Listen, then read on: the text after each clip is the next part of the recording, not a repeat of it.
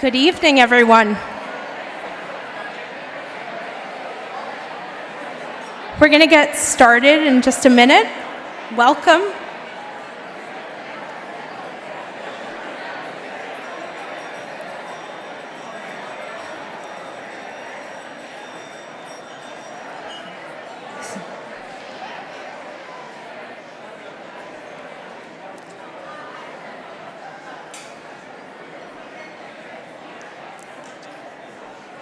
Good evening. Welcome, everyone, to the 70th Annual Jacobi Medallion Awards Ceremony. Woo!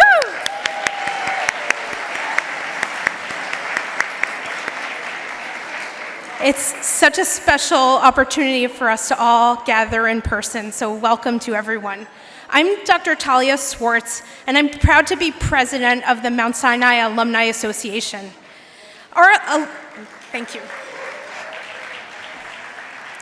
Our Alumni Association has a long history. It was founded in 1896, just a few years before we moved up to 100th Street, to support lifelong educational and social relationships among former house staff and attending physicians of the Mount Sinai Hospital.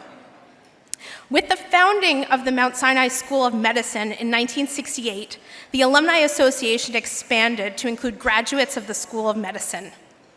Our alumni community continues to grow and now includes graduates of the Icahn School of Medicine at Mount Sinai, including the Graduate School of Biomedical Sciences, current and former house staff of the Mount Sinai Hospital, and current members and former faculty members at Mount Sinai.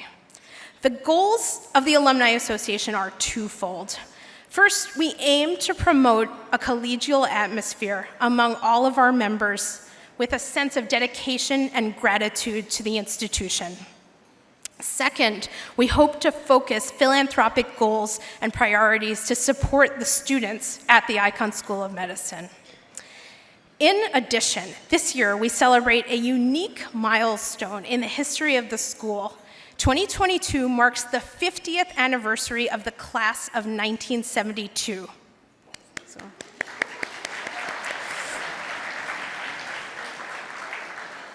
This is the first class to complete all 4 years at Mount Sinai. This class has left an indelible mark on our institution and in the world of science and medicine, and for this we thank them. The Jacobi Medallion was created in 1952 by Dr. William Hitzig to honor Mount Sinai physicians for their distinguished accomplishments in the field of medicine, as well as for exceptional service to Mount Sinai, the Alumni Association, and the alumni community. The Jacobi Medallion honors clinicians, researchers, educators, administrators, and lay leaders. Its recipients are notable for their great achievements in multiple categories, and each one of them has made contributions to Mount Sinai and the Mount Sinai alumni community. In short, each one is an outstanding individual who has brought honor to themselves and to Mount Sinai. Tonight's Jacobi Medallion recipients are truly exceptional. Each of them has changed the world for the better. They have made great contributions to the care of patients, as well as the way patients are treated both here and throughout the world. All of them are leaders in the training of physicians, researchers, and healthcare professionals of every kind. And through their work, many of them have transformed our understanding and treatment of disease. Our honorees tonight may have taken different paths, but they have one thing in common. At one time, they called Mount Sinai home. It is now with great pleasure that I introduce Dr. Dennis Charney, Ann and Joel Ehrenkranz Dean of the Icahn School of Medicine at Mount Sinai and President for Academic Affairs of the Mount Sinai Health System. Dean Charney, along with our other deans, brilliant faculty, and dedicated physicians all work together toward our common goal of advancing medicine by expanding knowledge and by improving patient care. Please welcome Dean Charney.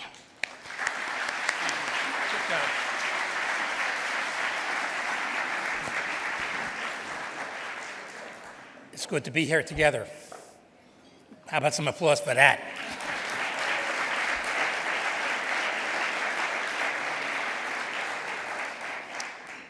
Alumni, faculty, friends, and honored guests, welcome to the 2022 Jacobi Medallion Awards Ceremony.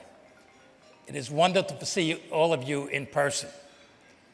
2 years ago at this time, we were fighting the worst health crisis in New York City's modern history, a tsunami of COVID-19 infections that flooded Mount Sinai hospitals with severely ill patients.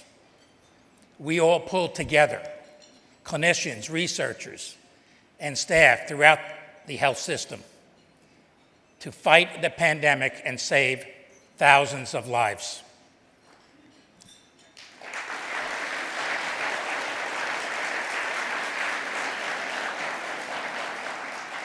Our faculty stepped up to the front lines to serve in whatever capacity they were needed. Our researchers generated some of the most important COVID-19 discoveries, and we quickly characterized the immune response to COVID-19, developed an antibody test that became the global gold standard, and we developed a low-cost COVID-19 vaccine that is currently in clinical testing. You, our alumni, were invaluable in this effort. You organized donations of essential personal protective equipment and provided generous economic financial support. The Icahn School of Medicine at Mount Sinai is fortunate to have such an engaged community of alumni and a very strong alumni association.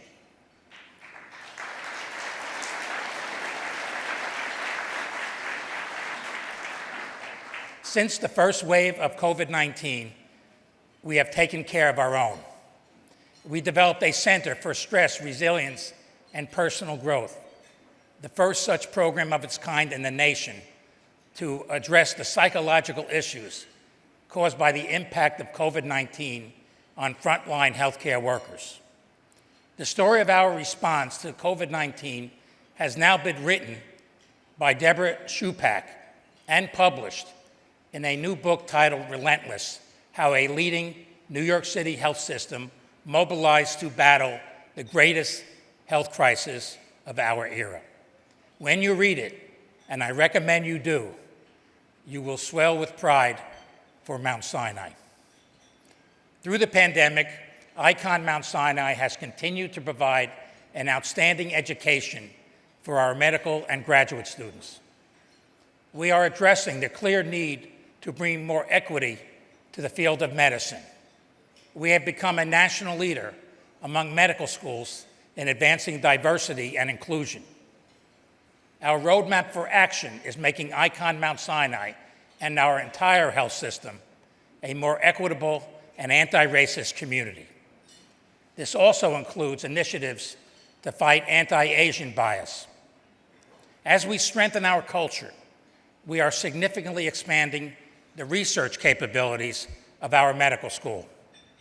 For example, our new Institute for Airway Sciences builds on Mount Sinai's achievement of performing the first ever human tracheal transplant, a procedure led by Dr. Eric Gendon, our immediate past president of the Alumni Association.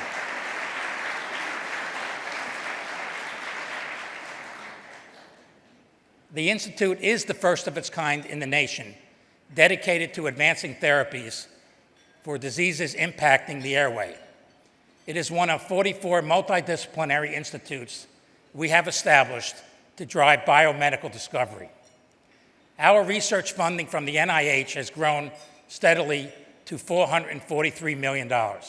6 of our departments have NIH funding that places them among the top 10 nationally, and another 7 among the top 20. As we pursue our ambition to advance medicine, we must fully recognize the great challenges in finding answers to the most devastating illnesses.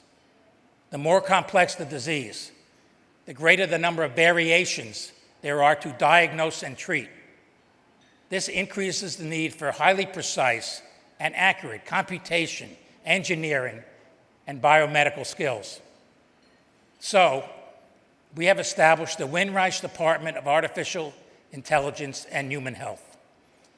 The nation's first such department at a medical school. And just last month, our medical school substantially deepened our relationship with Rensselaer Polytech Institute. Together, we opened the Center for Engineering and Precision Medicine, and computational expertise and engineering will enrich our school's biomedical research. Our research teams are generating transformative insights across the spectrum of biomedicine.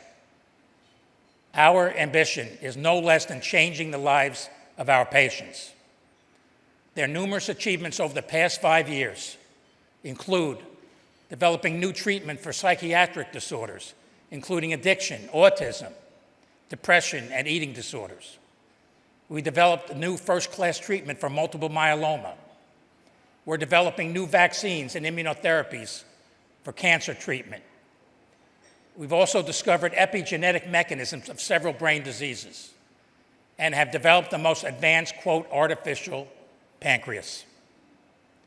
And most important, we are improving outcomes for some of the most serious diseases, including cardiovascular conditions. Dr. Abram Jacobi could only have dreamed of such progress when in 2004, he praised medicine as the most human and humane of all sciences and arts. At our medical school, we are fostering a culture of innovation and entrepreneurship to successfully commercialize our discoveries and bring them to the market through partnerships with leading pharmaceutical companies. We are also spinning off our own companies, some of which have gone public, notably Semaphore, which is advancing precision medicine in oncology and human health, and Renalytics, which is enabling better care for kidney patients by assessing their risk for progressive kidney function decline, and Trellis Health, which is pioneering resilience-driven care to improve the outcome of patients with chronic conditions. We are also a global leader in genomic medicine through the creation of the Mount Sinai Million Health Discoveries Program. We'll be making a formal announcement about this program over the next several weeks. We are going to collect samples from 1 million patients, and our partner, the biotech company, will conduct exome sequencing. This means we are going to genetically sequence 1 million Mount Sinai patients to help uncover the genetic causes of disease, both now and in the future, so we can discover new treatments for our patients. This will generate genomic insights that will improve diagnosis and therapeutics. The past few years have been a time of incredible growth for our medical school. Our reputation has increased to the very top ranks of American medicine. Today, we are one of the world's best academic medical centers, a leader in research and education, clinical care, and community engagement. We will continue to attract the most top-flight biomedical investigators and clinicians, get more NIH funding, make more basic and scientific and clinical discoveries to develop new treatments for our patients with the most serious diseases that need our help. We are going to continue to invest in the most promising areas of biomedicine, including gene editing, gene therapy, RNA therapeutics, and nanomedicine. We're going to substantially expand our capacity for running clinical trials throughout our health system. It is my view, given the size of our health system that spans multiple hospitals throughout New York City and now Nassau County, that it is our obligation to provide the newest medicines to help patients who need hope. So to achieve these strategic goals, we need to expand our campus. We have more research dollars crammed into lab space than almost any other medical school in the nation. We can't allow the shortage of space to stall our progress. So we need to expand our research footprint to maintain leadership in the key areas that I have discussed. The future of medicine depends on what we do. If not us, then who? And we need to do it today, and we need to do it tomorrow. President Kennedy said, quote, "The success of any school can be measured by the contribution that the alumni make to our national life. That certainly includes public health, medical education, and biomedical research. You, the alumni of our medical school, deserve great credit. Through the challenges of COVID-19, the education and nurturing of our students and fellows and postdocs, and the exhilaration of breakthrough research, you have been with us every step of the way. I want to thank you very much for your engagement and encourage your continued support as we plan for our medical school's exciting future. If we can put the lights up, please. Now, members of the Mount Sinai Alumni Association, please stand and be recognized for your support of our school and the alumni community. Please stand.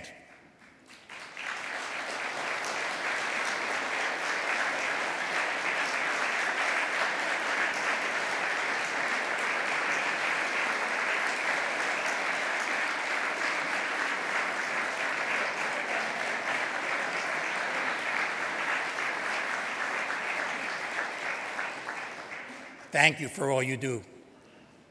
Now for those 2020 and 2021 Jacobi recipients in attendance and the recent recipient of the 2020 Gold-Headed Cane Award to Mike Marin, I would like to ask you to stand, please.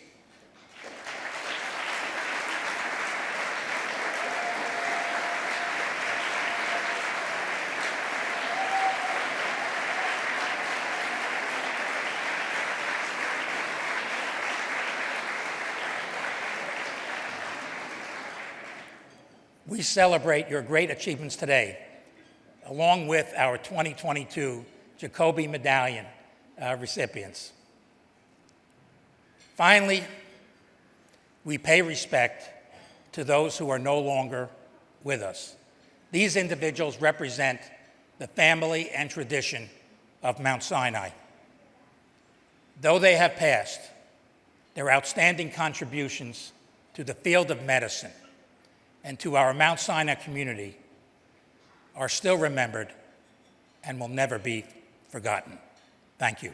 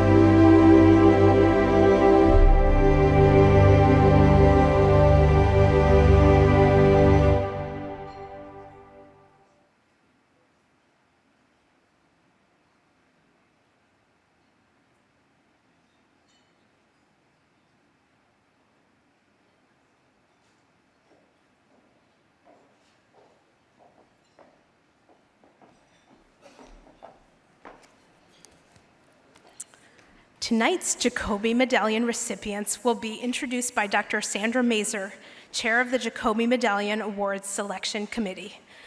Sandy, without your extraordinary efforts and wisdom and guiding hands, none of us would be here celebrating tonight. Thank you.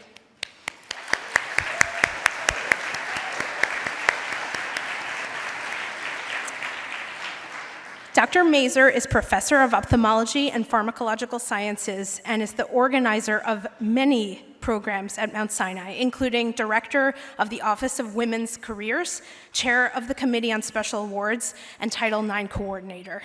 She is also a founding member of Women in Science and Medicine. Please welcome Dr. Sandy Mazur.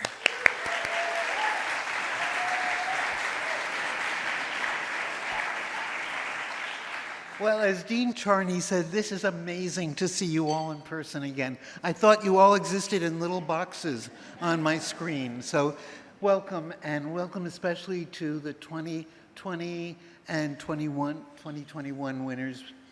You've been great, every one of you. So it really is my honor to chair the Jacobi Medallion Selection Committee, and especially this year, a great pleasure to work with Talia Schwartz. Thanks, Talia. Talia is now president of the Mount Sinai Alumni Association, as you heard, but she has so many contributions to our medical school and has continued this wonderful tradition of meaningful commitment by one of our alumni and one of our truly outstanding alumni to the Mount Sinai alumni community. On a very personal note, I've had the pleasure of witnessing in awe her early development as a scientist and as a leader under the mentorship of Dr. Terry Ann Krolwich. It was an amazing coalition there between mentor and student, and you carry on beautifully. Thank you. So please join me in thanking Talia for all the wonderful things she is contributing to Mount Sinai.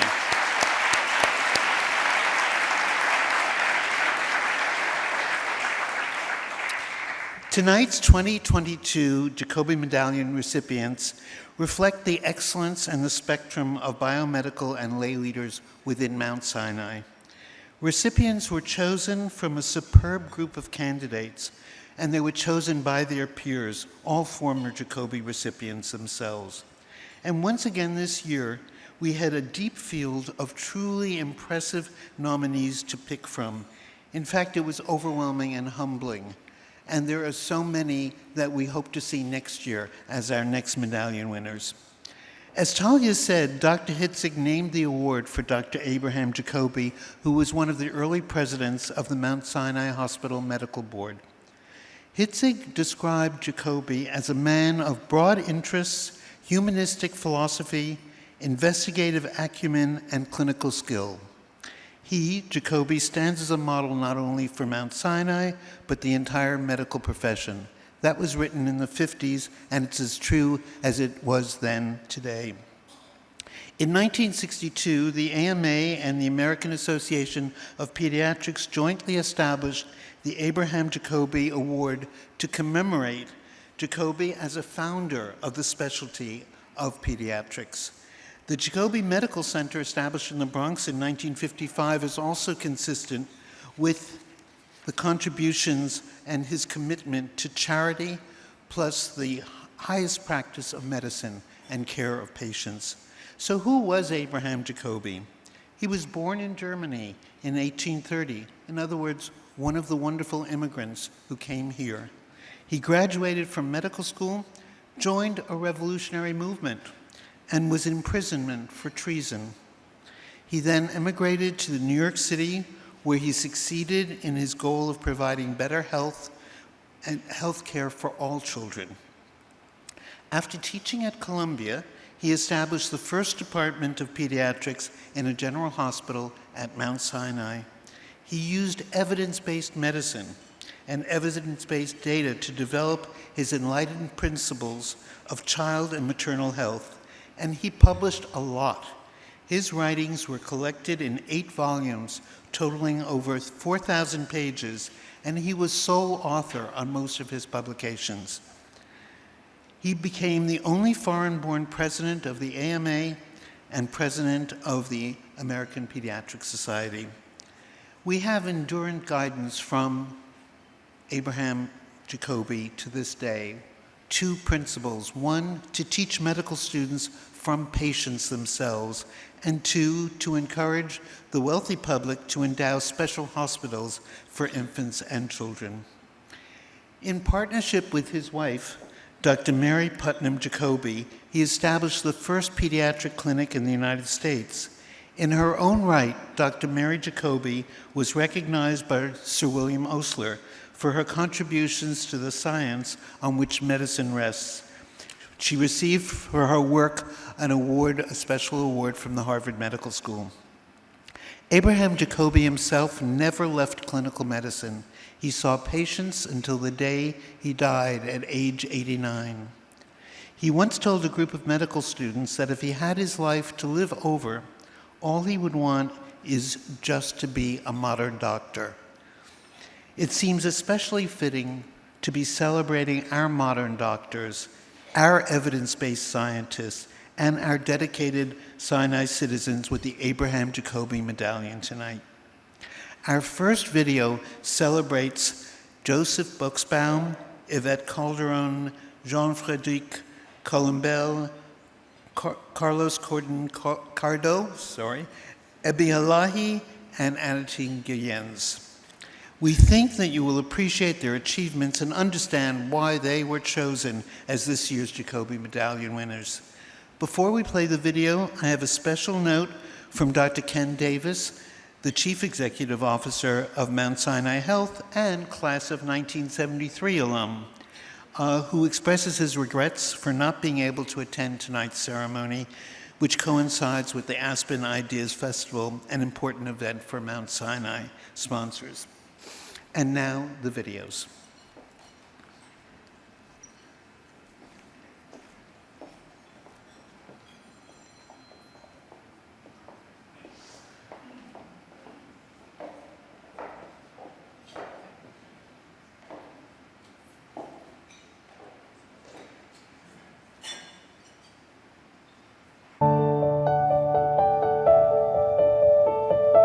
This year's Jacobi Medallion recipients have been the highest exemplars of excellence in the medical field. They are great physicians, visionary researchers, exceptional educators, and skilled administrators. Each has made extraordinary contributions to the work of our healthcare system and the Icahn School of Medicine at Mount Sinai. The Jacobi Medallion is the greatest honor we bestow at Mount Sinai. Historically, we have selected 1 or 2 outstanding recipients per category each year. This year, there were so many exceptional candidates that we have selected 11 honorees. Each represents the best of the best in their respective areas. It is my honor to introduce each of them, and we thank them all for their extraordinary service to Mount Sinai. Congratulations on your selection as this year's Jacobi Medallion recipients. We are incredibly proud to call you colleagues and humbled to be in your company. Thank you for all you have done in the name of the Mount Sinai community and for the patients you serve so well.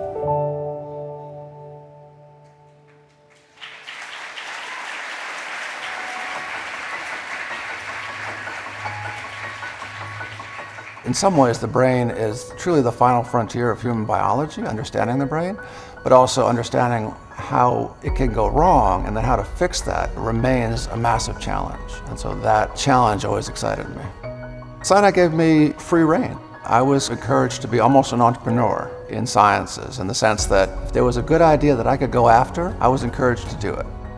The work we have done here in psychiatry, in the Severe Autism Center, has revolutionized the field. Joseph Buxbaum is world-renowned for his research into the biology of autism and other neurodevelopmental disorders. A brilliant scientist who really cares. Joe directs our Severe Autism Center. The team that Joe leads is geared to discover new treatments which are so badly needed. My focus in disorders of the brain is on first trying to understand causes. He and his laboratory have made transformational advances in our understanding of the biological basis of autism spectrum disorders. To understand the underlying biology, you have to start with the basics. You have to start with the molecular building blocks of a cell and how it may lead to autism. But Joseph's contribution in autism are unparalleled. We found to date over 185 genes that, when mutated, can cause autism. And each one of those is a thread that you can use to pull and understand more about how that gene contributes to normal brain development and how a mutation in that gene might cause a developmental disorder. To date, we have about 65,000 DNA samples that have been fully analyzed for all 20,000 genes in the genome, and we found 185 autism genes within those genomes. His contributions, as far as I'm concerned, really go beyond autism and neurodevelopmental disorders. The legacy I'm most proud of is demonstrating unequivocally that autism and multiple psychiatric disorders will require precision medicine to benefit patients. The idea is that a treatment that might work for an individual with a mutation in gene X may not work for an individual with a mutation in gene Y and vice versa. For families that are affected by psychiatric disorders, including autism, this is one of the most hopeful times. And every time we talk to families, that's what we hear them say, that they have been turned from worriers into warriors. I really think that Joseph embodies part of what the medallion exemplifies. Service to Mount Sinai, accomplishments at Mount Sinai that distinguish our campus nationally and internationally as one of the world's leading biomedical institutions for research, education, and patient care. This is the time of great hope. For me, the Jacobi Medallion is unique because it represents recognition from my colleagues, from my peers, and from my institution. You want to feel that you have a meaning to what you do.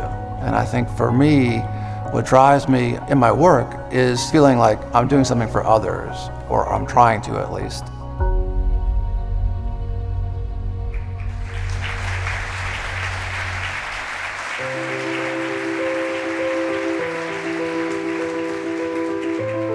I grew up in the Chelsea Projects. We came from a very humble background. My parents were from Puerto Rico. I was born here. One time we had to take my father to the emergency department for an acute back pain that he had, and he couldn't move and he couldn't walk. And I remember noticing how everyone else was being taken care of. That's how it felt to me. And no one was caring for my father, who was crying, and my father never cried. That experience stayed with me because it made me feel like I didn't understand why that was the fact, but I knew it was wrong. And I knew that I wanted to help my community.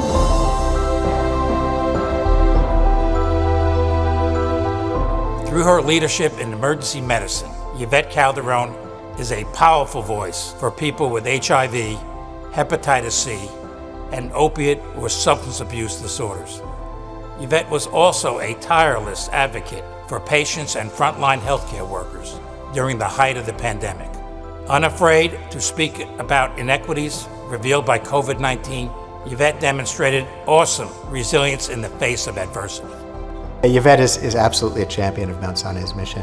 One of our most important missions is to serve the underserved, to serve the people who are least likely to get the care they need unless we really do everything possible for them. I chose emergency medicine because it's the entrance into the healthcare system. If I'm going to advocate for my patients and my community, I got to be able to help them, be the voice that they don't have. In the emergency department, we become that voice. Yvette really worked hard to transform how we deliver care downtown.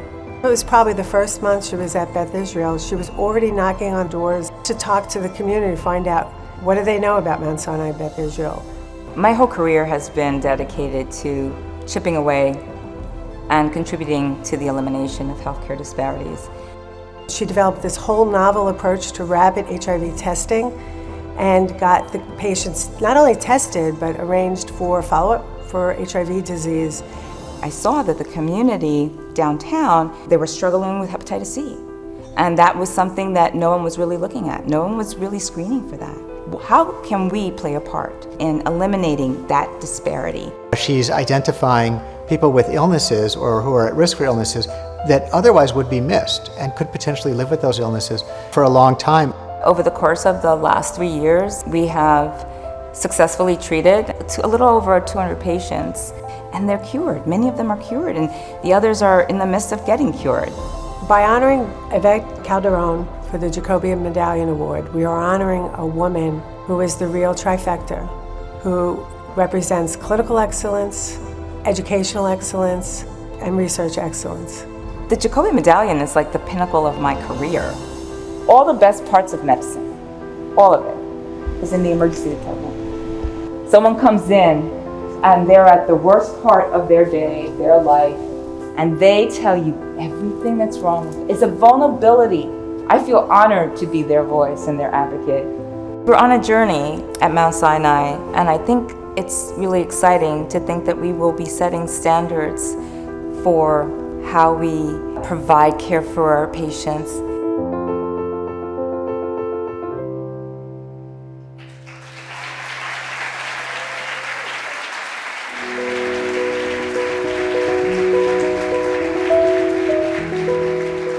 When I started in the field of gastroenterology, IBD, as we call inflammatory bowel disease, was a mystery, and it's still a mystery actually. And this is what stimulated my interest, because we didn't know the cause, we didn't know how to treat those patients, and I really wanted to increase knowledge. And when I was young, I said to myself, I would love to find a cure for the disease.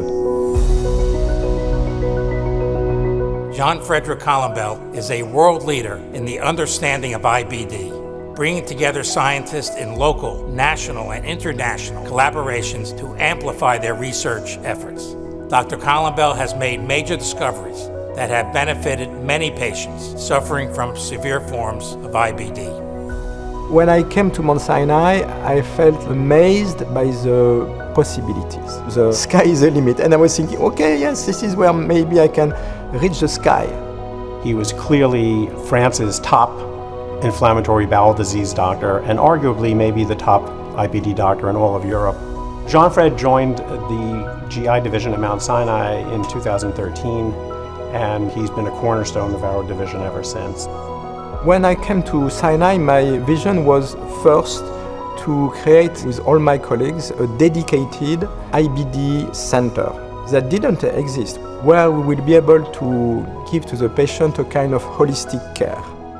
He is able to work with geneticists, pediatricians, microbiologists, nutritionists to try to dissect the threads of what is programming a person that culminates in inflammatory bowel disease. If you can bring all those people together, you can be transformative.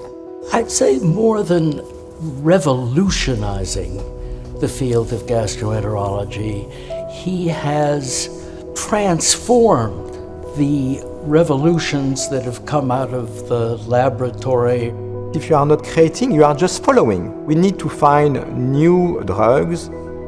Myself and my team have discovered what is still the best serological marker in your blood of Crohn's disease, trying to find what can predict the disease and catch the disease even before the first symptom. We are able to achieve remission, meaning no more symptoms, in no more than 50% of our patients. I think if we really take a 30,000-foot view of his accomplishments, it's really his impact on mentees and the next generation of investigators who will go and carry the torch and develop new understanding and new knowledge.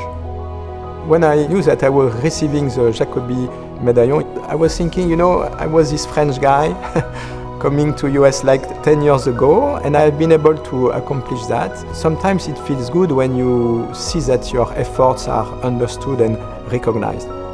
Mount Sinai was always a world leader in inflammatory bowel disease, going back decades. The world has always turned to Mount Sinai for discoveries. When Jean-Fred came here, he not only sustained that, but he brought us to new heights.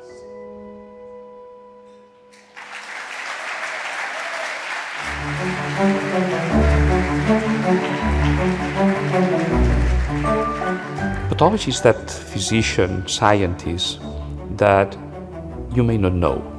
You rarely will see us, but we see you constantly.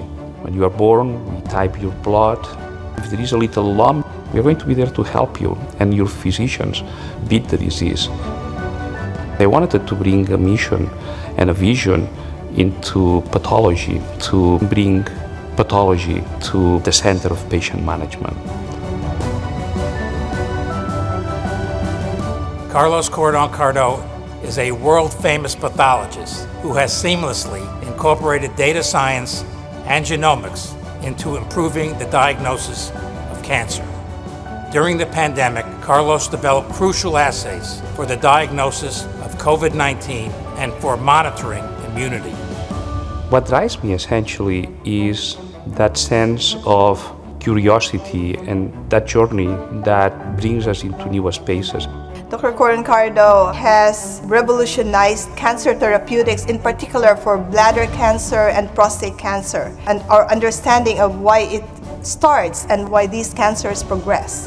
He has helped create the discipline of molecular pathology, which was a non-existent discipline a couple of decades ago. We are interested in better defining the cell in which the origin of some diseases may happen. Over the years, we have learned which are the markers, how to address these markers, how to better use them.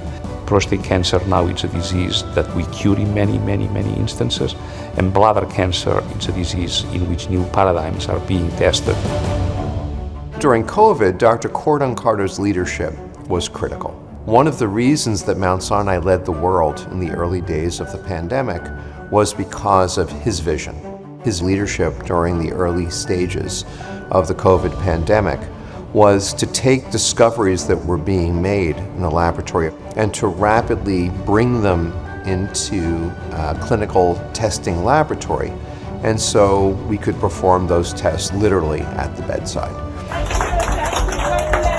We felt that we were a team working with a larger team in a way that, like in music, that symphony came with a good deal of harmony and with a great deal of passion.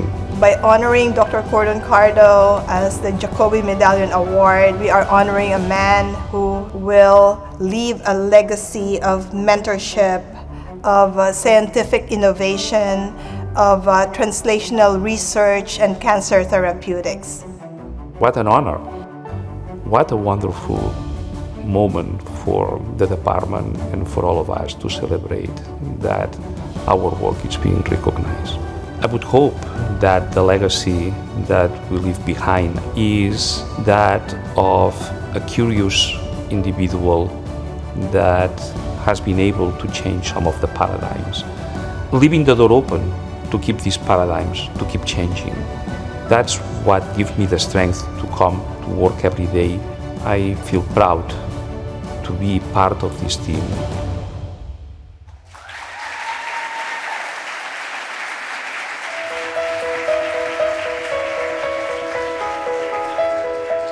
There's no tribe in the world that doesn't give their appearance some importance because it means something to them. It's not trivial. It's important to enter the story of a person and to see them on a spectrum, not as a moment in time, but as a full movie, and to see how the choices that you make with them can be truly transformative. Ebby Elahi is internationally recognized for his expertise in ophthalmic, plastic, and reconstructive surgery, deeply engaged in both the clinic and the lab. Ebby has widened his vision to incorporate global health issues and is a great mentor to our students and residents in his clinical practice.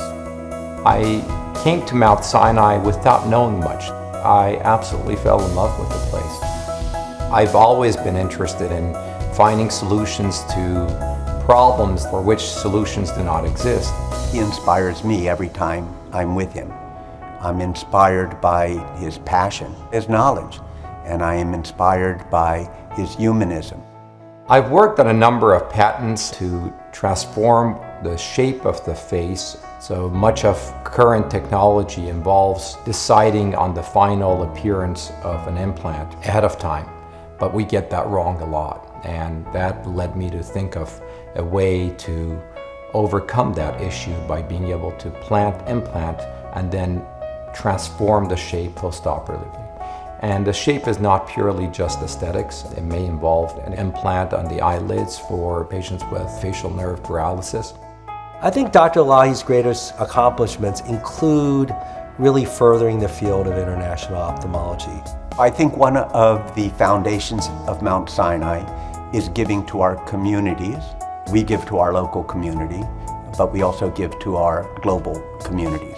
And Ebby has been very much involved on both levels. We go with a group of people for weeks or months at a time in certain places We have had a very significant impact. In Mongolia, we've seen over 12,000 patients. We've had a tremendous amount of work that we've done in West Africa, where, again, we've seen thousands of patients and hundreds of surgeries. It's not just a voyeuristic approach, let me go do a surgery, come home. He's been very active in identifying needs of communities, and once those needs are identified, finding the resources to meet that need. When I was told that I'm receiving the Jacobi Medallion, I was truly humbled. He has tirelessly worked to advance the field of medicine and bring out the best in the Icahn School of Medicine at Mount Sinai and the Mount Sinai Health System. The joy of being a healer, a caregiver, a practitioner. There's a joy to that, but you need to be able to feel it. You need to be able to experience it.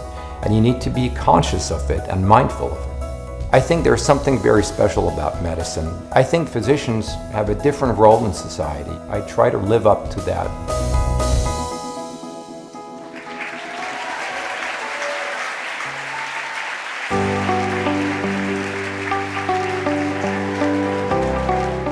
If I go back in time to see why I went into this area, I was always fascinated by human creativity and innovation. Medicine has the highest rate of innovation. And I was just fascinated by the fact that there was very little know-how about how medical innovations are discovered, developed, adopted, and ultimately disseminated into clinical practice. Those were the factors that really inspired me, and I hope to make a difference in that respect in important areas of medicine. Annetine Gelijns is a spectacular innovator in clinical trials and is internationally recognized as an expert in health policy. The results from the clinical trials she has led has improved treatments for millions of patients.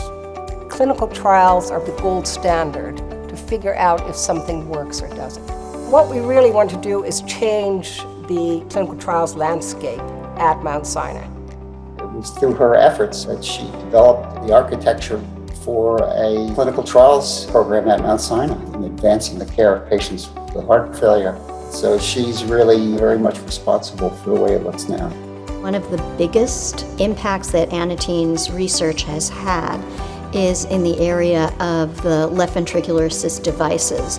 For patients who have severe congestive heart failure, they were quite limited in what the options were. We did a lot of research in end-stage heart failure. At the time that we did that research, the only alternative for patients was cardiac transplantation, but as you know, there's a limited number of donor hearts in this country.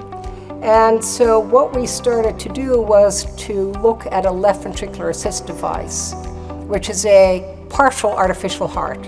We found that in patients with advanced heart failure, survival was doubled by this device. The whole field of mechanical circulatory support got off the ground and became an approved therapy by the FDA and gave patients a new treatment and a new life. By honoring Dr. Annetine Gelijns with a Jacobi Medallion, we are honoring a woman who is a mom, a great friend, a great mentor, and researcher who has contributed tremendously to the growth of not just our department, but the integration of the research and the work that we do. When I got a call and somebody said, "You got the Jacobi Medallion," I was so surprised. I really hadn't seen that coming, and I just was thrilled. It's just the highest form of excellence at Mount Sinai, from health equity to improving healthcare delivery. The idea of medicine is that we continuously innovate and improve. So what you really hope to do is to inspire a next generation of scientists that will do research better than what you've done, and that will provide more important discoveries and therapies than we've done in our time.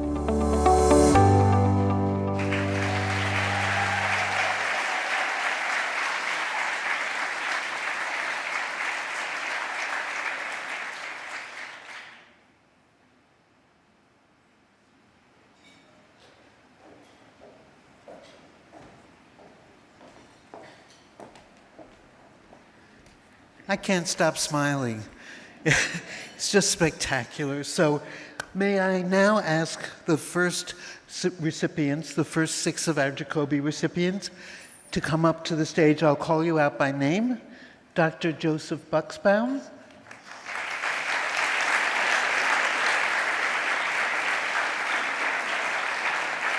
Dr. Yvette Calderon.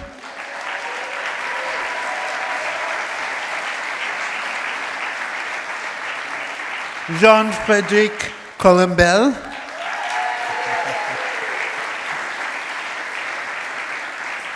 Carlos Cordon-Cardo.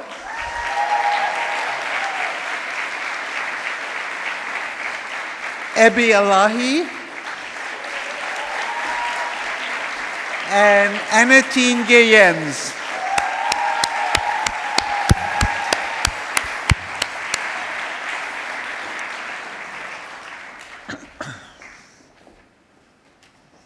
Do we have everybody? No, Annetine.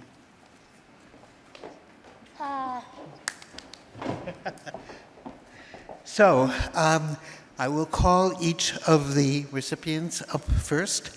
So, Joseph D. Buxbaum, PhD, G. Harold and Lila Y. Mathers, Research Professor of Geriatrics and Adult Development in Molecular Biology of Aging, Professor in the Departments of Psychiatry, Neuroscience, and Genetics and Genomic Sciences, Director of the Seaver Autism Center for Research and Treatment, Vice Chair of Research and Vice Chair of Mentoring for the Department of Psychiatry, all at the Icahn School of Medicine.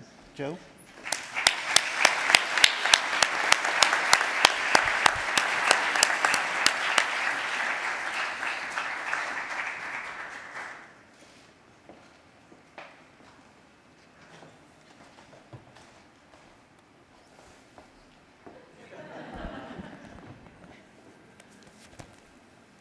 Since I'm first, I was told I should make all the mistakes possible so that nobody else will feel any pressure whatsoever. I was also told not to make any jokes. So I'm very, very grateful for this award, and I'm very thankful to the people who nominated me, Dr. Ken Davis, Eric Nestler, and Bruce Gelb. It's really an honor, as I said on the video as well, to be recognized and to receive this award. It is something from my peers, which is very valuable. Ken Davis recruited me to Mount Sinai when he was just the chair of psychiatry, and he brought me to Mount Sinai articulating a vision of translational psychiatry. He wanted the basic scientists and the clinician scientists and everybody to work together towards developing new medicine and new information. And as you probably know, he created 2 integrated centers at that time, one in Alzheimer's disease, one in autism, and one in schizophrenia, and he told me, the world is your playground, you can join all of these, and I did. And that vision of translational medicine, I mean truly translational medicine, not just words, which is quite common, really is a mainstay at Mount Sinai. It's why I enjoy coming to work here. It's why I feel like as a basic scientist I can be part of medical advances because I'm working with a team of excellent people. So that's why I've been at Mount Sinai, and that's why I came 25 years ago, and that's why I'm still here. But I would not be standing here before you without the never-ending love and support of my family, including Dr. Dorothy Grice, my parents and grandparents, my siblings, my daughters, Adina, Reena, Avital, and Ariella, my sons-in-law, and even my grandchildren who motivate me in my work. Nor would I be here in front of you without the kind of endless dedication, enthusiasm, and excellence of the team in the Department of Psychiatry and the team at the Seaver Autism Center, the incredible generosity of the Seaver Foundation, of private and public philanthropies, the leadership of Mount Sinai, and of course your tax dollars. I think we have made at the Seaver Center and in the Department of Psychiatry very significant advances, particularly proud of what we're doing for profound autism. I feel like we are making advances there, and it is the team that brings those advances forward, and I look forward to continuing to work on profound autism and helping individuals with disabilities get the best quality of life. Thank you very much.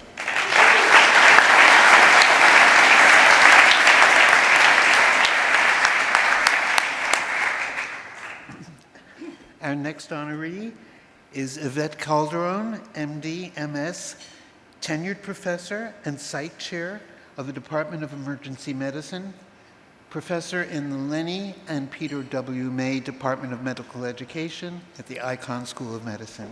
Yvette?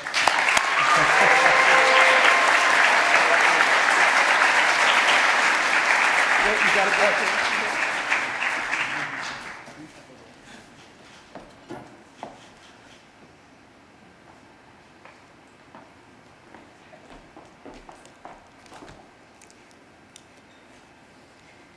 Now I have to adjust it down. I am overwhelmed with gratitude to receive the Jacobi Medallion Award. I am so incredibly honored and humbled to be in the company of such distinguished honorees.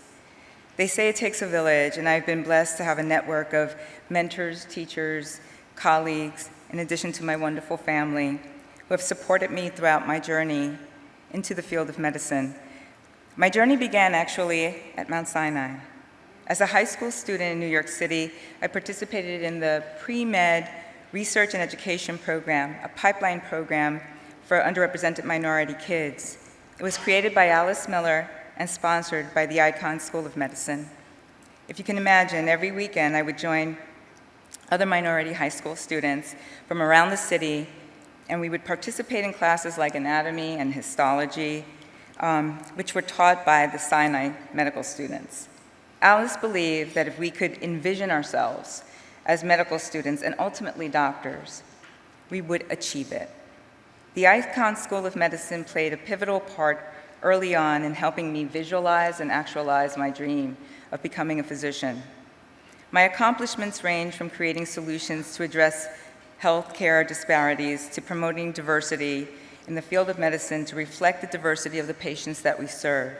However, these accomplishments are not something that I did alone. I want to acknowledge the many colleagues who I've worked with to achieve these goals. I would like to thank Dr. Jeremy Bowl and Dr. Brendan Carr for nominating me and recognizing my unique contributions to the health system. I want to thank my team, who are exceptional, compassionate, committed to caring for our vulnerable communities and ensuring the highest quality of care and safety of our patients. And I want to thank my most amazing family for all of their constant support and encouragement. I especially want to thank my incredible daughter, who inspires me every day. She reminds me that while this journey is not always easy, it is critical as we work towards eliminating health inequities and ultimately achieve social justice. In many ways, it feels like I've come full circle from the days of walking the Icahn School of Medicine's hallways as a high school student to receiving the most prestigious award that Mount Sinai offers. So many thanks.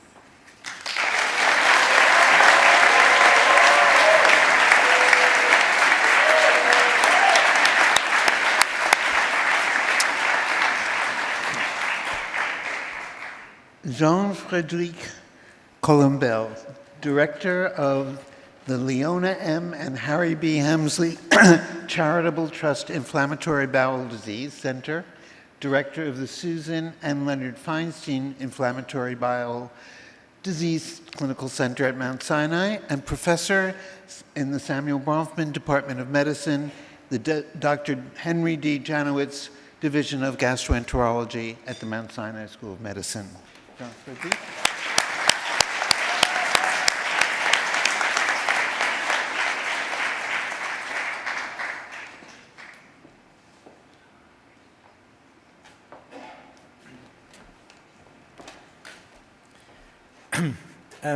I'm very moved. So, like Dr. Jacobi, I'm an immigrant from France. I don't know, Dr. Mazer is not certain, but I may be the first French recipient of the Jacobi Medallion. And of course, this is a huge honor for me. You understand, I want to thank first the Jacobi Medallion Committee for awarding me this honor. I want also to thank New York for welcoming me and giving me this beautiful New Yorker accent.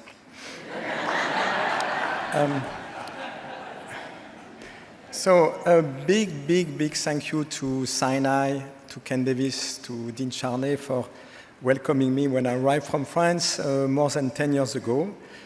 I think my productivity has been due in large part to collaborations that I have found at Sinai. The intellectual environment that I have found at Sinai is unique, and this is something that I will always be very grateful about. Nothing would have been possible without the support of the GI division. Is the strong leader, Bruce Sands. Bruce, thank you so much. I think that together we have built. I think we have built the best. I mean, one of the best. I will say the best. Inflammatory bowel disease center in the world, both for clinical care and research. Just amazing. And I have a special thought tonight for Lone Meyer, the past chair who brought me to Sinai just by telling me, Jean-Fred, you should come, sky is the limit at Sinai. And he was right, actually. Lloyd, thank you so much. Thank you also, David Sakar and Steve Itzkovitz, who nominated me, and they were here from the beginning to support me. It was not easy, to adapt to the US environment when you are coming from France. But my best achievement has been so far to raise a new generation of world-class key opinion leaders in IBD, and many of them are here tonight. So I can't name them, but they are here, and thank you so much. I think we are, this is just a dream team that you have at Sinai now, and the future is bright. Finally, my thoughts are for my family. So my 5 sisters, they are not here tonight. My 3 sons, they are not here tonight, unfortunately. But my daughter Clara is here tonight, my beloved daughter Clara, and her husband Raman, and their adorable first grandson is not here, of course.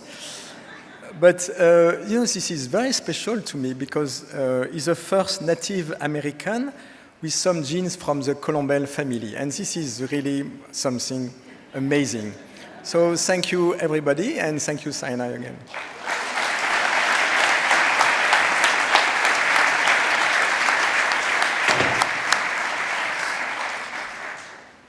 Our next awardee, Carlos Cordon-Cardo, MD, PhD, is the Irene Hines Given and Joseph Laporte Given Professor of Pathology, System Chair and Professor, also of the Lillian and Henry M. Stratton Hans Popper Department of Pathology, Molecular and Cell-Based Medicine, Senior Vice President, Pathology and Laboratory Medicine, Mount Sinai Health System. Also professor in the Department of Oncological Sciences at the Einstein School of Medicine. Thank you so much.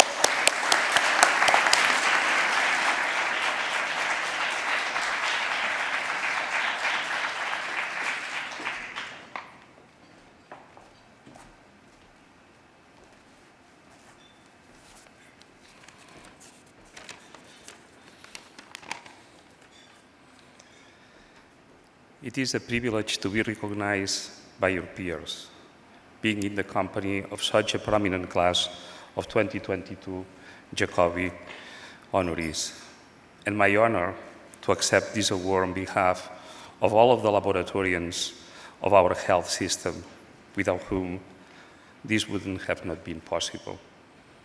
We are a department with more than 1,200 individuals, 57 countries, and we do more than 100 million tests a year. If you look at the analytes, it's over 500 million amounts of information that we produce. So you may not know your pathologies, but we know you very well.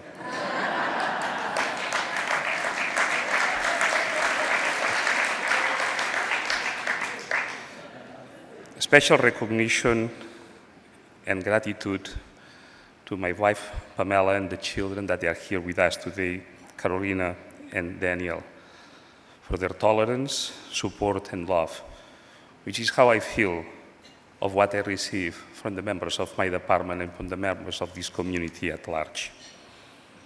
Through history, we humans have been given opportunities to test our resilience, joining in actions and prayers when difficult, hectic times come upon us, This COVID pandemic has been one of such historical universal tests, our collective test. Much anxiety and suffering that we witness, but also much compassion, social and scientific progress. I would like to especially dedicate this award to the many of our colleagues and many of the humans in society that we have lost. But also, I would like to dedicate it specifically to our own many folks who are diligently looking at the autopsies, braving and leading our department in being one of the first to unravel some of the pathophysiological events of this disease. Also, to the perseverance of the healthcare workers and the commitment of our leadership and our work in helping us in moments of difficulties. Our mission, dedication, and passion, though humble, I believe it's ample enough to embrace this new global world. Thank you very much.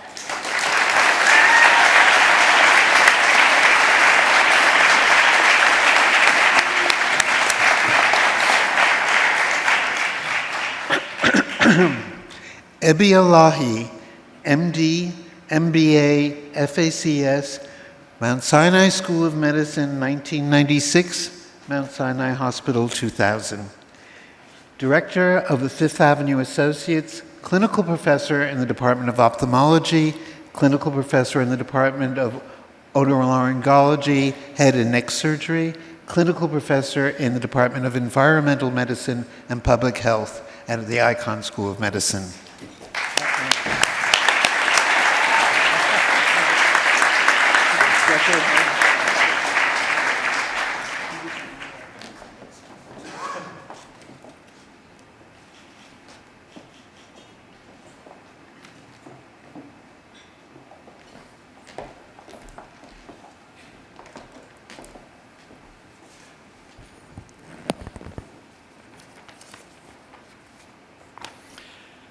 Dean Charney, Dr. Mazur, distinguished colleagues and friends.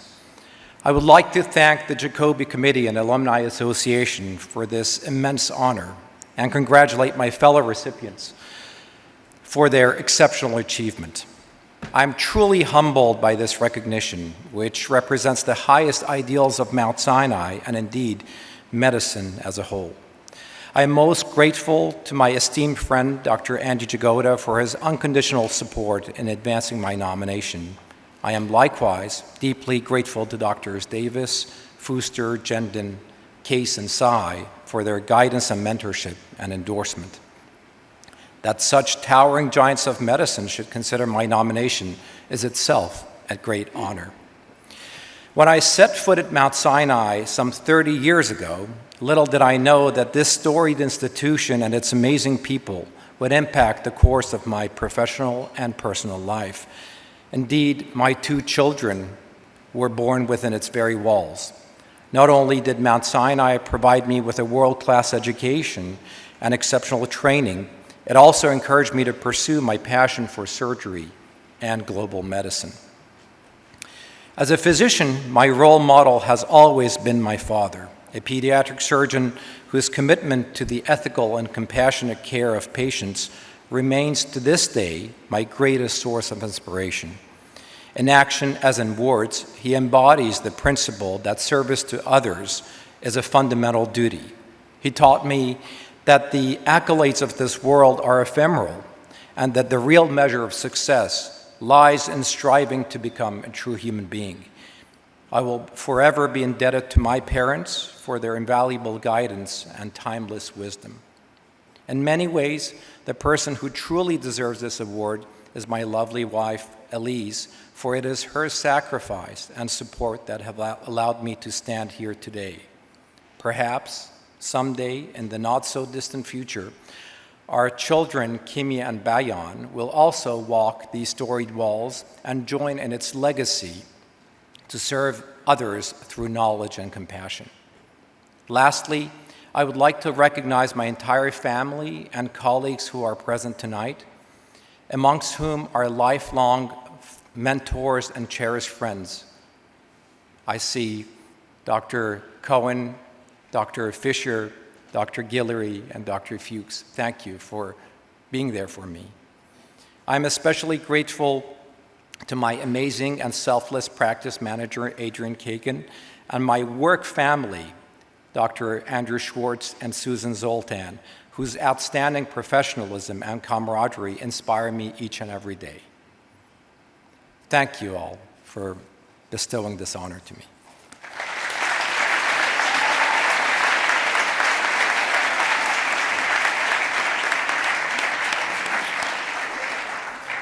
And the last of our first group of recipients, Annetine C, PhD, the Edmund A. Guggenheim Professor of Health Policy, also System Chair of the Department of Population Health Science and Policy, the co-director of the Institute for Transformative Clinical Trials at the Icahn School of Medicine at Mount Sinai. I only come here for the hugs.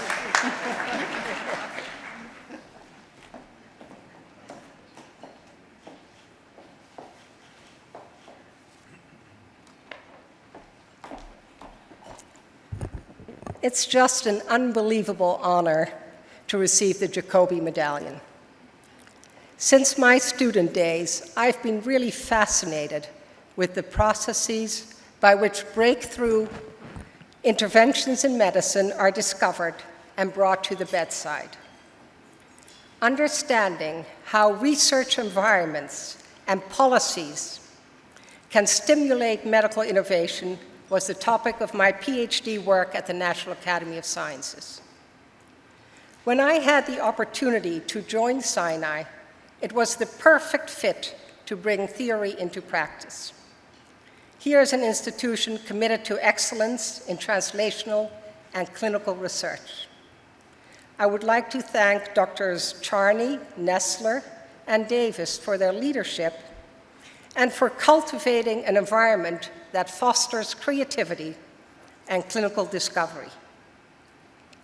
Sinai is a truly exciting and rewarding place to work for many reasons. What makes it especially rewarding for me is the fantastically talented and generous group of colleagues in the Department of Population Health Science, whose research has provided the evidence to accelerate the introduction of important new therapies, and who have developed effective interventions to reduce the troubling healthcare disparities in our healthcare system.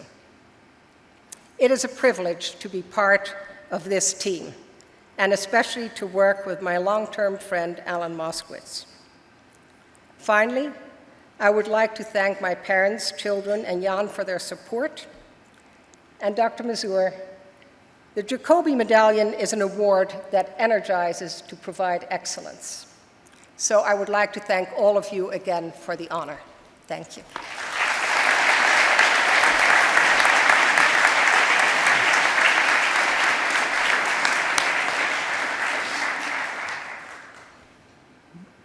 May I ask the first group of recipients now to please take your seats back in the audience and enjoy the next set of videos.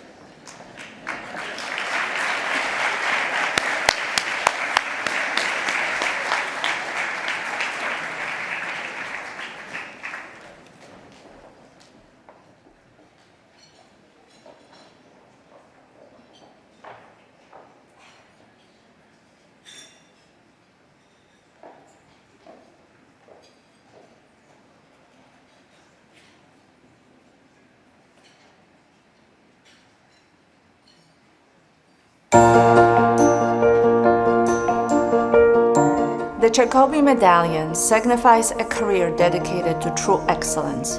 It is the highest honor of the Mount Sinai Alumni Association, awarded each year to Mount Sinai alumni and faculty members for distinguished achievement in medicine or for extraordinary service to the Mount Sinai Health System or the Alumni Association. Jacobi Medallion honorees embody the aspiration of Mount Sinai to advance science and medicine in the name of better and more effective care for every patient. Jacobi recipients are exceptional physicians, visionary researchers, great educators, and talented administrators. They have expanded our understanding of biomedicine and have ensured that young physicians know how to apply that knowledge to heal their patients. They are, very simply, the pride of Mount Sinai. Congratulations to the Jacobi Medallion winners of 2022.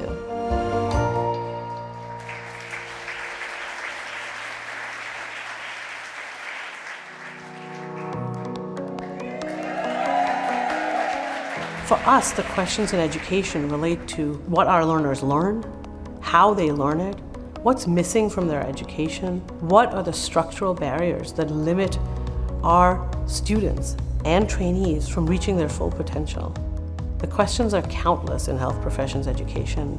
We have challenging and complex questions, and we need to solve those puzzles. And here at Mount Sinai, we've taken that head on.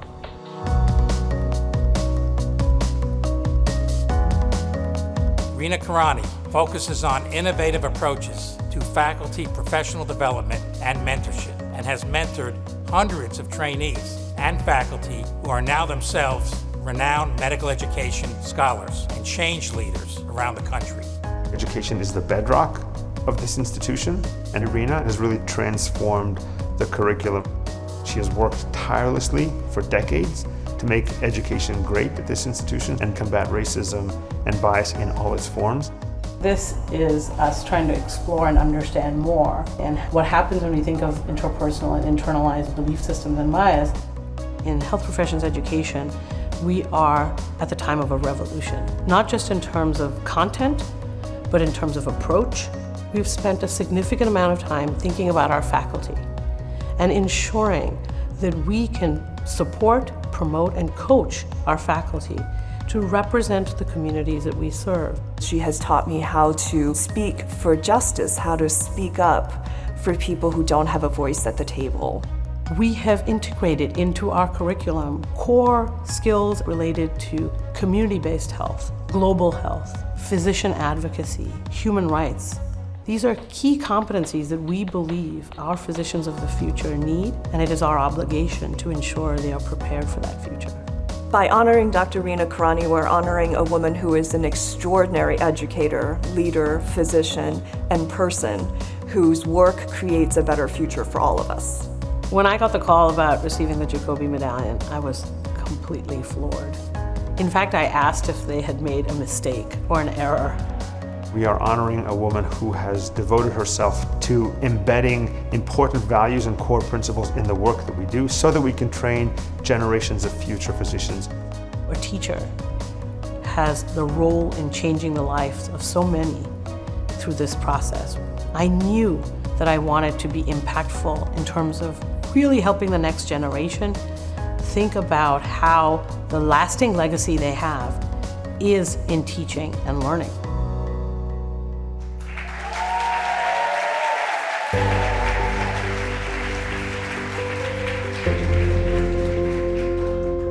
I was in the first full class at Mount Sinai, so that was the class of 1968.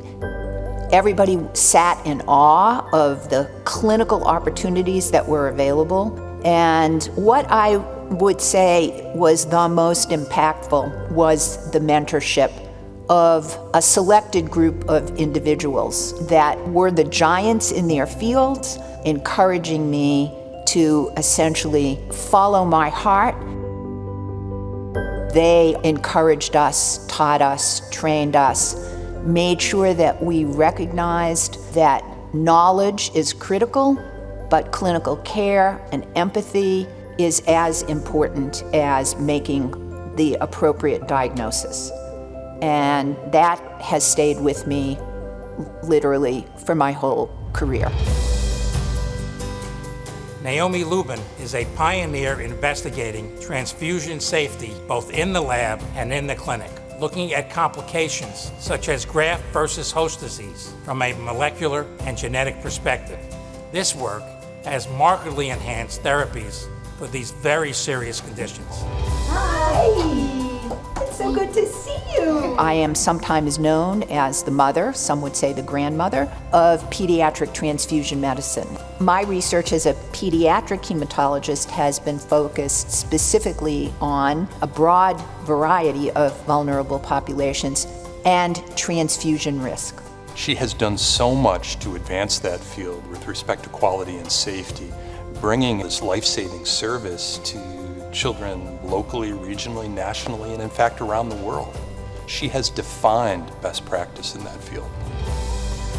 One of the things she pointed out is the fact that premature babies in the neonatal ICU are hooked up to a lot of tubes and plasticware, and what toxicities might result from the plasticizers that are in the plastics that are connected to them and the transfused blood products. Her impact on Children's National Hospital has simply been transformative. By honoring Dr. Naomi Luban, we're really honoring a woman who's changed the field of pediatric transfusion medicine. It's very, very meaningful to me to be able to receive this award. Why are we here? Why do we do what we do? We do it to improve the health and well-being of a child and their family. Every single day, if I'm doing something either in the clinical lab, in the research lab, or mentoring a junior faculty person, I'm always thinking about the premature infant that is way born too soon. The child who's undergoing cardiovascular surgery and I know is going to have a large number of blood donor exposures. The hemophiliac boy who is going to need to go on chronic transfusion. I see those faces of those kids that I've treated over the years every time I'm doing something.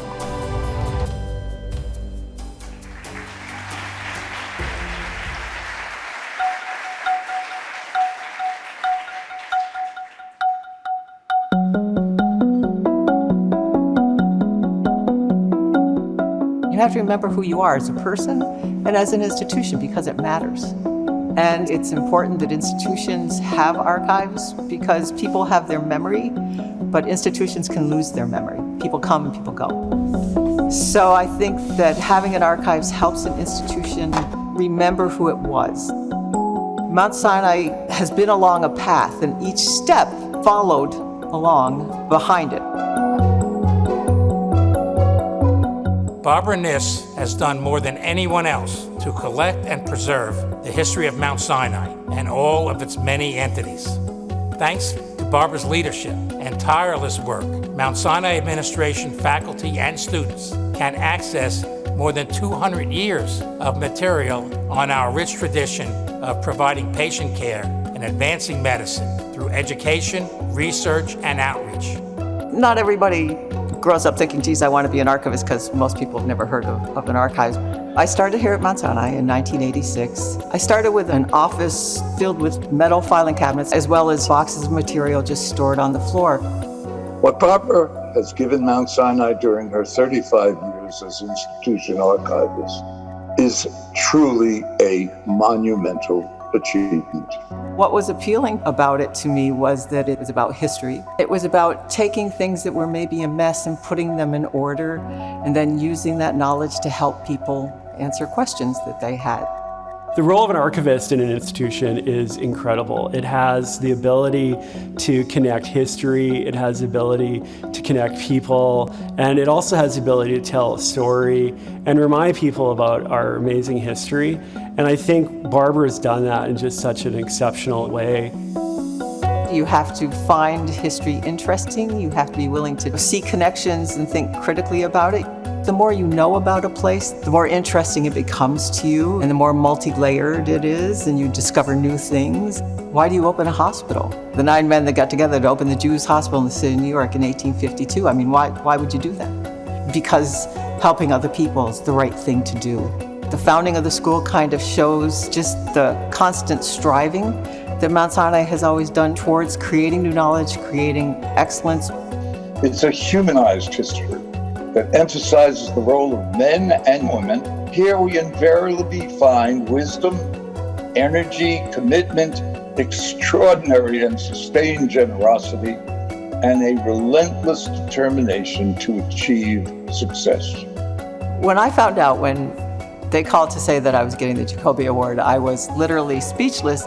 It's always been my belief that the more you know about a place, the more interesting it is to you, the more tied you feel to it. When you find out that we're just not good in the past 20 years, it's been the past 160 years, there's real feelings there that can get attached and help people understand Mount Sinai and the place they work, but also feel proud of it themselves.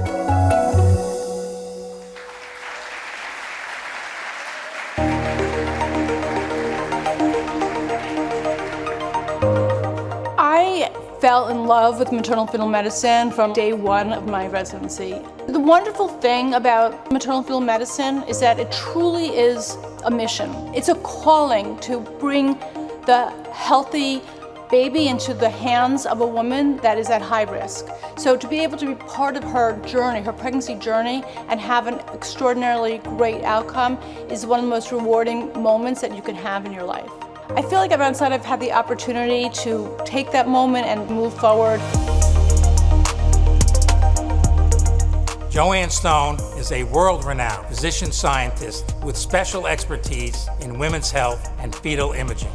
Joanne has recently been appointed as the Health System Chair of Obstetrics, Gynecology, and Reproductive Science. Anybody who's had a baby here in the last 30 years can thank her, because she set the bar very high, and we've had and continue to have one of the safest, best departments in the country.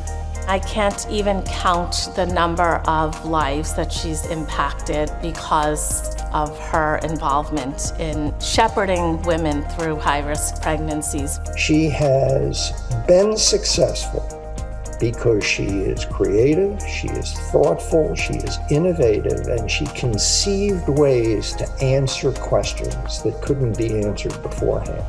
Always, on a daily basis, we're confronted with new situations that don't necessarily have answers. So part of our mission is to try to find those answers. So for example, with ultrasound, we are looking at ways of diagnosing fetal abnormalities earlier. Ultrasound was a window into the closed space that the fetus lives in prior to being delivered. She recognized that if she could use ultrasound to help guide the movements of a needle placed into the amniotic sac, it would be possible to do minimally invasive things with the fetus. If you have a patient who has an infection that led to fetal anemia, we can actually transfuse blood into the fetus and cure the fetal anemia. I mean, that's amazing to be able to do something like that. Or other fetal interventions where we can solve the condition in utero, leading to a healthier outcome. I think her lasting impact in the field of all of OBGYN is she's become an incredible role model for women. I would absolutely consider Dr. Stone one of my mentors, and in many regards, she has really informed my career. She also has an uncanny knack to really be laser focused on a vision that she sees not only for herself, but for you as a mentee. I am so honored to receive this Jacobi Award. Women are the entryway into healthcare for their families. I feel like we provide the most amazing care for women in the entire New York area. Being the recipient of this Jacobi Award, it really highlights all the work that's done by so many members of the department. She will certainly take this department to be among the top in the nation. You have to think big and you have to dream big. You have to seize every day. You have to capture every moment and make it work for you and keep striving to be better and better.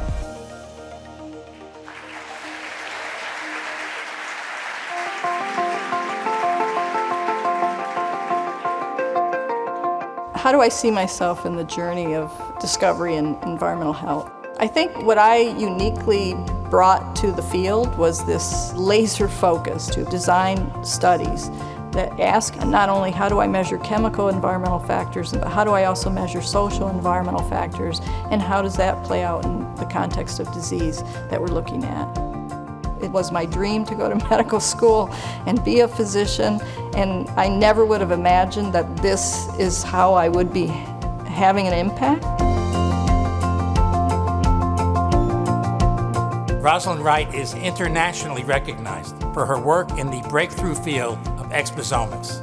Ros has broad expertise in environmental exposure assessment, as well as genetics, epigenetics, and psychosocial stress measurement applied to environmental health studies. This research promises to change the course of human diseases through identifying the role of the environment on human health. Roz has had a major impact on the landscape of research here at Mount Sinai, and in particular, her impact on child health research has really been felt.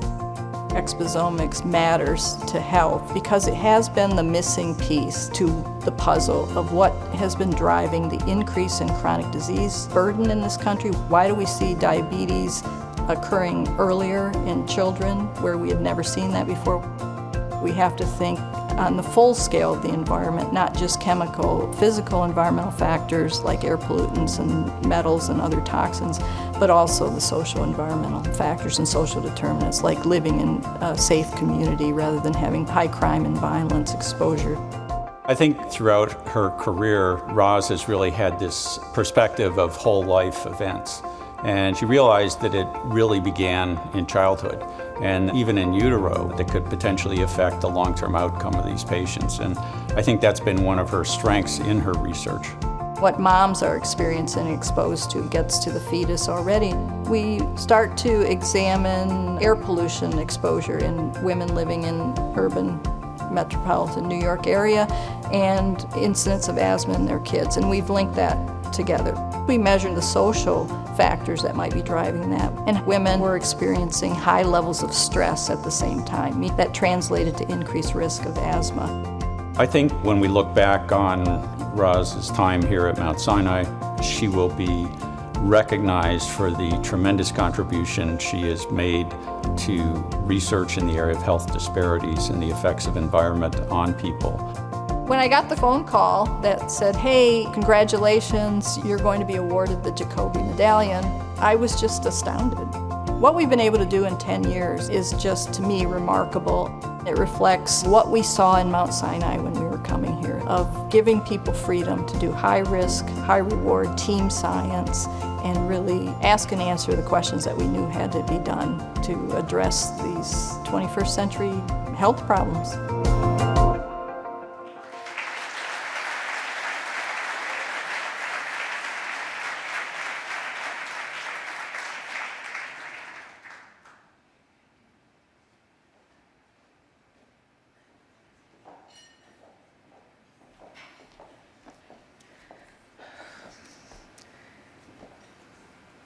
I would like to ask the second half of our equally wonderful recipients to please join us up here. Dr. Reena Karani.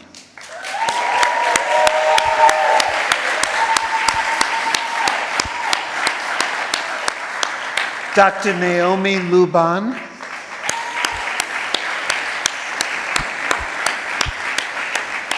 Ms. Barbara Niss.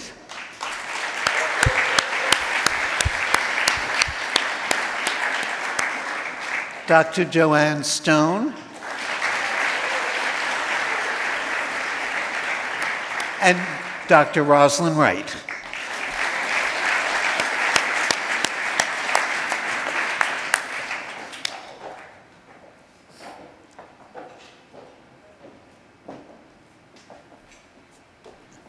When I look at this group, I can say, this is not your father's Mount Sinai anymore.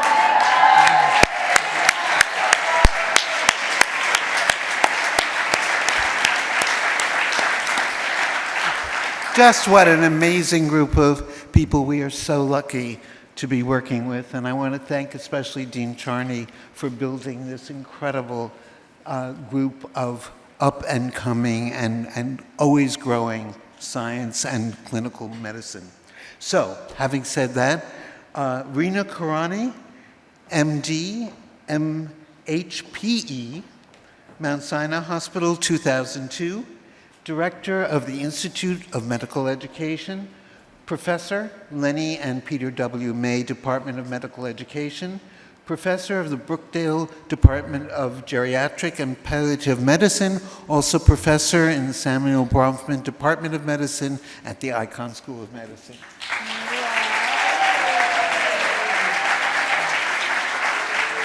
Thank you.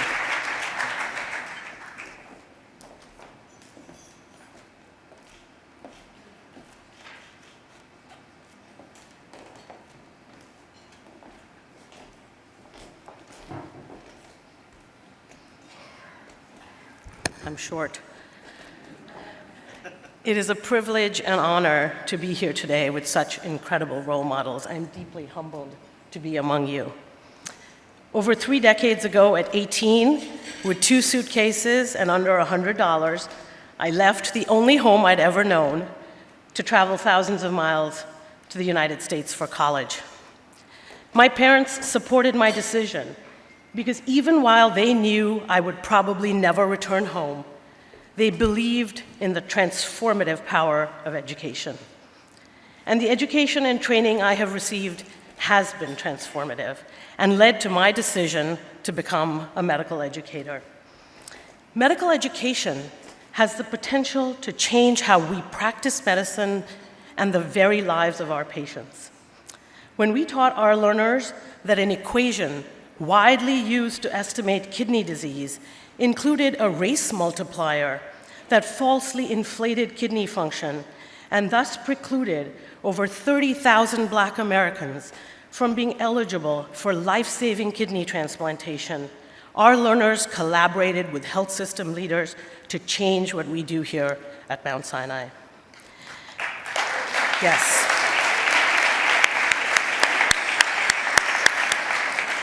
And we have so much more to do. Our learners and patients deserve it, and the sobering workforce and health disparities data demand it. We need novel pathways into medicine from those who have been historically excluded for so long. Innovative learning experiences bringing cutting-edge science to the bedside in the context of holistic interprofessional care. New assessment frameworks that are centered in equity and free from bias. And creative structural models that value educators for the critical roles they play in health professions training. Mount Sinai is a place where we are engaged in these critical calls to action.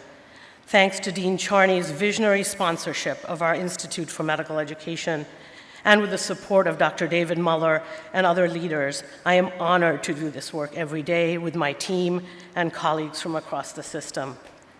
And finally, I would not be here today without the unwavering and unparalleled support of Noreen Kerrigan, Roseanne Leipzig, Helen Fernandez, Diane Meyer, Al Su, Sean Morrison, Jane Morris, David Muller, Michelle Sante, Peter Gliato, and David Thomas.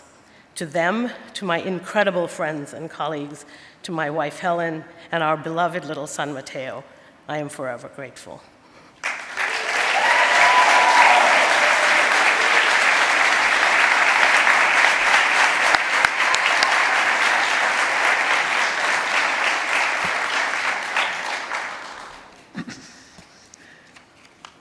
Our next recipient is Dr. Naomi LC Luban, MD, Mount Sinai, class of 1972. So in the first full class that graduated 50 years ago. Vice Chair of the Institutional Review Board, the Office for the Protection of Human Subjects, Vice Chair for Academic Affairs at the Children's National Medical Center. The faculty lead of the Mentored Research Career Development, Clinical and Translational Science Institute at the Children's National, and also Professor of Pediatrics and Pathology at George Washington University School of Medicine and Health Sciences.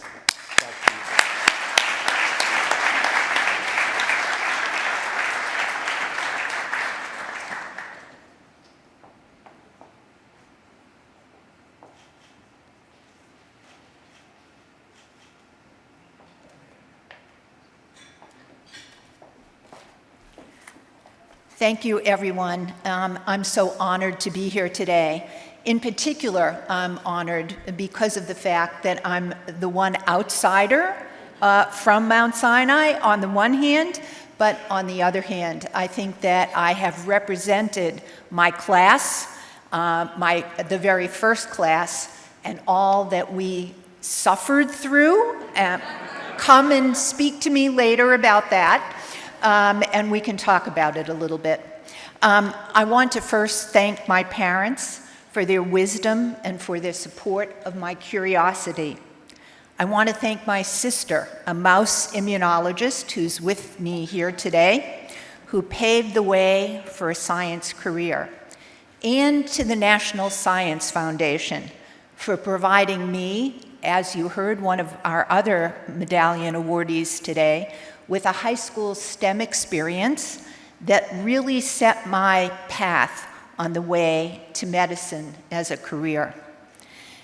Next, I want to thank all the mentors who modeled excellence and leadership in their everyday actions. Some of these were remarkable role models and names that you might not have heard for many, many years.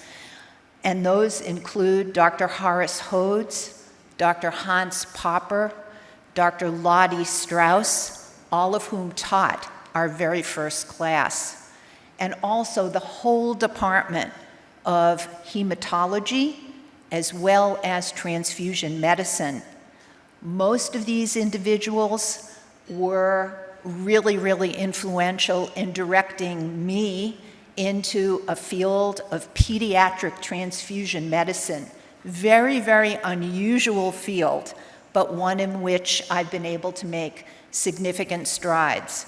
For those of you who care for oncology and immunology patients, the irradiation of blood and blood products for those individuals was done in my lab. I also want to thank my mostly male, again, something we can discuss over a glass of wine. There were 4, count them, 4 females in the class of 72 starting in 1968, and 1 dropped out. And lastly, I want to acknowledge my family. My husband of 51 years, my beloved sons, Matthew and Benjamin, and our dog, Duffy, who have always provided love, support, and encouragement. 2 names that are unknown to you but are known in pediatric medicine, Doctors Mark Batshaw and Stephen Teach, who you saw in the video, who advised me to move from classic R01s to T32s to R25s and to sponsoring K12s to further my commitment to the next generation. And I've been extraordinarily successful and honored to have all of those and to train the next generation of pediatric researchers.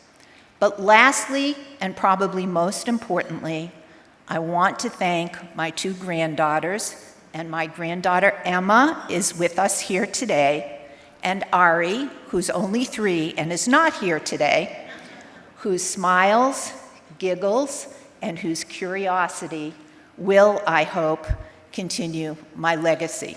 Thank you very much.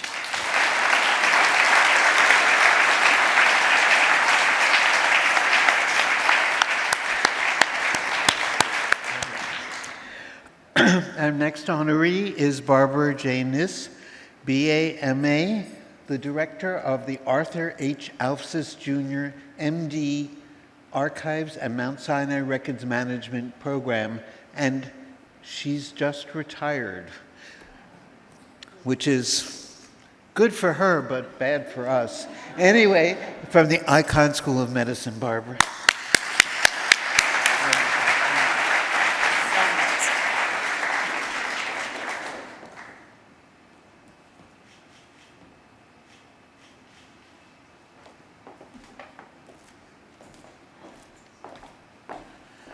Hello. I'm deeply honored to win this award tonight. I feel like the nominating group and the committee got to a point in their meeting and they said, and now for something completely different. And here I am. As you've heard tonight, no one has a successful career or life without the support of their family. I'm no different. So thank you to them for their love, support, and for never once rolling their eyes when I started another sentence that started with Mount Sinai. I'd like to also thank the leadership at Mount Sinai for understanding the value of preserving and maintaining their history and for continuing it all these many years. It's vitally important. Sinai has such a great story to tell.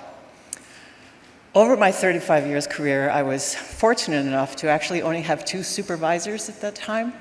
The first was Lynn Kasner-Morgan, who hired me, and the second was Paul Lawrence, who saw me out and was on the video. They were the best supervisors I could have over that time because they helped me when I needed help, pushed me when I needed pushing, and left me alone the rest of the time. Surely I would not have been able to achieve anything at Mount Sinai without their constant support and presence helping me along. And finally, I have to thank Arthur Elsis.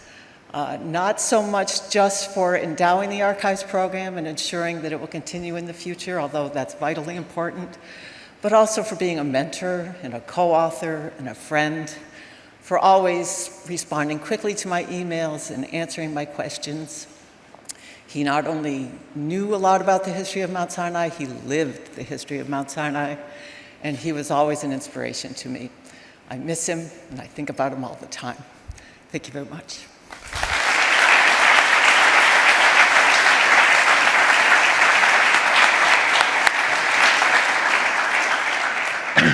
Our next awardee, Joanne Stone, MD, MSHCDL, Professor and System Chair of the Ellen and Howard C. Katz, the Ellen and Howard C. Case Chairman's Chair. I've never heard that confluence before. Now it's just chair. Just chair, oh good, next time. The Raquel and Jaime Galinsky Department of Obstetrics, Gynecology, and Reproductive Science at Mount Sinai at the Icahn School of Medicine. Joanne, please join us.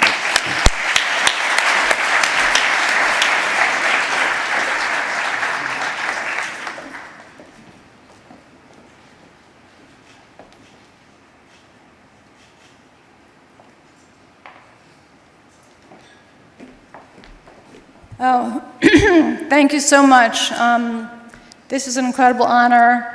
I'm really so grateful to receive this award today. Also so grateful for making it up the steps in these heels and hoping I'll make it down in the same way I came up. Truly, I am incredibly humbled to receive this award. Many of you may not be aware of this, but I transferred to Mount Sinai as a third-year resident. I did so because I knew I wanted to go into maternal fetal medicine. And Mount Sinai had the best MFM program and fellowship in all of New York. And incredibly, there was an opening. Dr. Brodman, who you heard on the video, was my residency program director. Dr. Berkowitz, also on the video, was my chair, and Dr. Case was the dean at the time. I could never, ever, ever have imagined that years later, and I'm not going to say how many years, I would have the honor to be the recipient of the Jacobi Medallion Award and be nominated by Dr. Case and Dr. Brodman. Since coming as a resident, Mount Sinai has truly been my home, where I stayed on for fellowship and as attending, and now as chair. When people ask me what has kept me here at Mount Sinai for all these years, besides the ankle bracelet that's around my leg, it's really the culture of innovation led by Dean Charney, the culture of collaboration and research, and especially patient care, and the opportunity and immense satisfaction to mentor students, residents, fellows, and faculty. I am truly humbled to be included among the prestigious group of awardees, and I'm so grateful for the amazing colleagues and people I get to work with sitting over there on table 11, with whom I had the privilege to work, and eternally grateful for my family, for my mom who's here today, for my dad who's always in my heart, for my husband George, for my amazing daughters Chloe and Sabrina, for my sisters, one who traveled from France to be here today, my other sister who traveled from 57th Street, another sister came from Philadelphia, and my niece and her husband, my nephew, who came to celebrate with me. So thank you so much. I could not have done this journey without all the support and love of my family. So thank you again for this honor, and thank you to the Jacobi Selection Committee.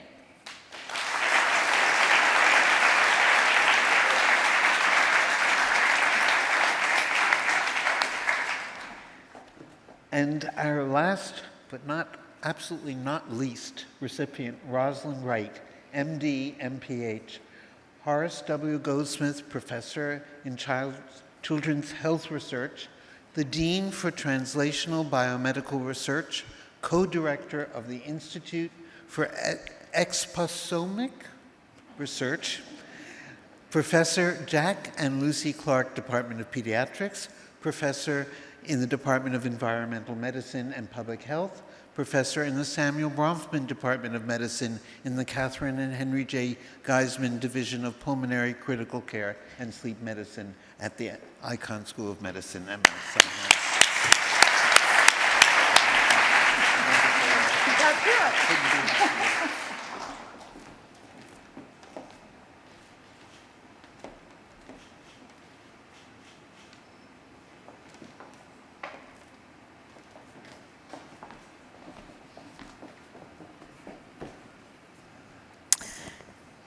I'd like to thank the Jacobi Committee and the Alumni Association. I am extremely honored to accept the Jacobi Medallion, especially among the esteemed colleagues that I share this with tonight, and I'm delighted to be able to celebrate it with so many colleagues, friends, and of course my wonderful family tonight here together.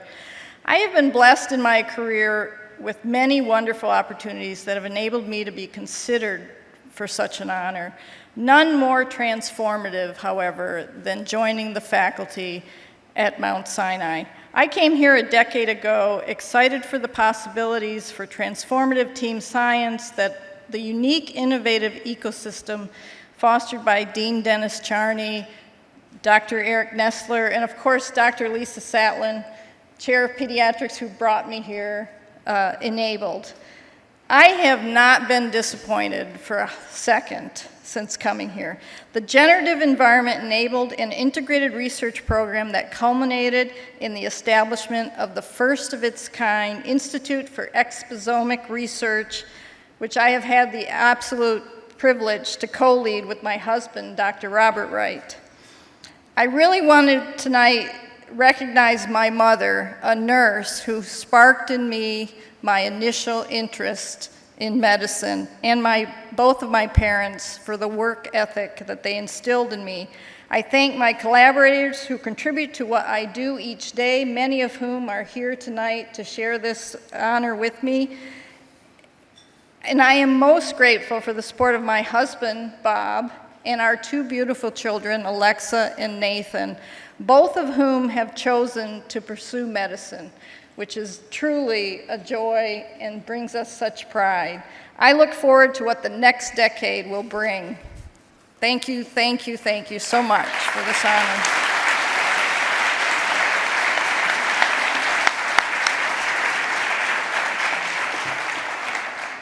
May I ask our first group of recipients to return to the stage so we can celebrate all of tonight's Jacobi awardees. So, Dr. Buxbaum, Dr. Calderon, Dr. Colombel, Dr. Cordon-Cardo, Dr. Elahi, and Dr. Glijns. Please join us up here.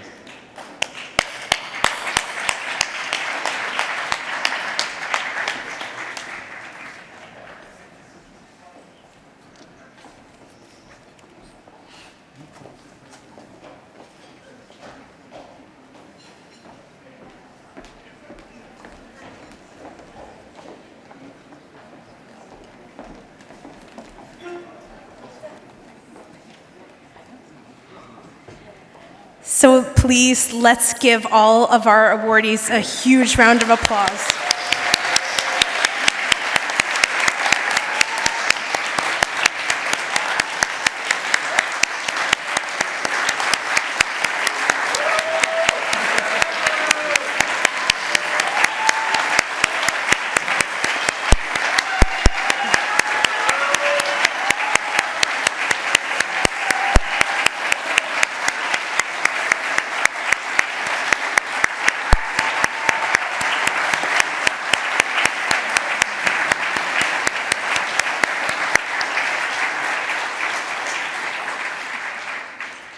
Wonderful. So as we end the ceremony for this evening, I wanted to reflect on this amazing lasting legacy that we've heard from each of these awardees and wish a special welcome to our students and trainees who are joining us today.